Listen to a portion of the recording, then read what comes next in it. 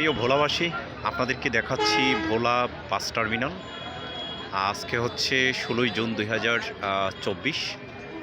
বলছি ভোলা tour 24.com থেকে আমরা দেখাচ্ছি ভোলা বাস টার্মিনালের জরাজীর্ণ অবস্থা। সেটি দেখা যাচ্ছে ভোলা বাস টার্মিনালটি দীর্ঘদিন পর্যন্ত অবহেলিত অবস্থায় রয়েছে।